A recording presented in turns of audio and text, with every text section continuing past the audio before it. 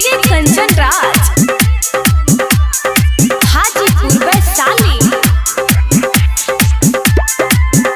Presented by Goswami Films. Bhojpur गायक में भइल कलंक हो, भोजपुर गायक में भइल कलंक हो। असलील बाबू गाना गइल, भोजपुरिया के नाम डुबैल। बन के स्टार दिल पर करत रहल राज हो, तब काहे ऐसन गीतिया गाई देल आज हो। शर्म लागे नाई इका कोइल, असलील बाबू गाना गइल। शर्म लागे नाई इका कोइल, असलील बाबू गाना गइल।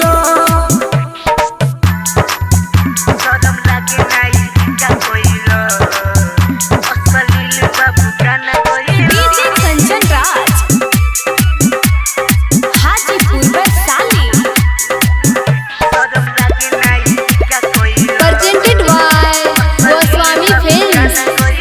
विपरीत बुद्धि विनाश काली सही बाटे कहनवा हो।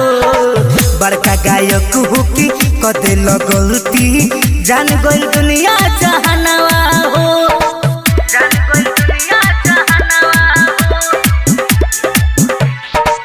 विपरीत बुद्धि विनाश काली सही बाटे कहनवा हो। बड़का गायक हो कि कदे गलती जान गई दुनिया जहानवा हो।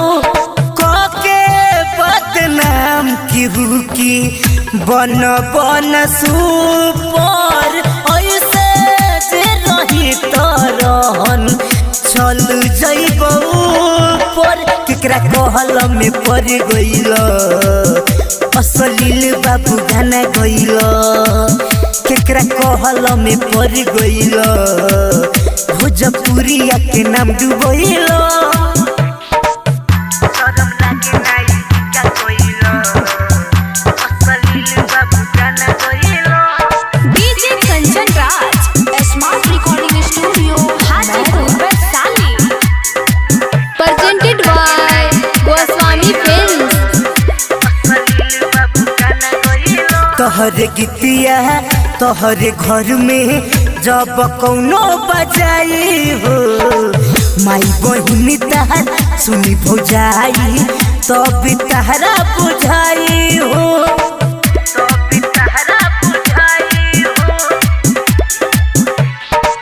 तोहरे गीतिया तोहरे घर में जब कौनो बजाई हो, माई बहिनी तहर सुनी भौजाई तब तहरा बुझाई हो। दियन पवन पंकज लिखले बसही, नंदलाल हरेंदर भलही लोग कुछ कही। कमलकांत कहे बाउर कइल, भोजपुरिया के नाम डुबैल। कमलकांत कहे पागल भइल, भोजपुरिया के नाम डुबैल। Presented by Goswami films.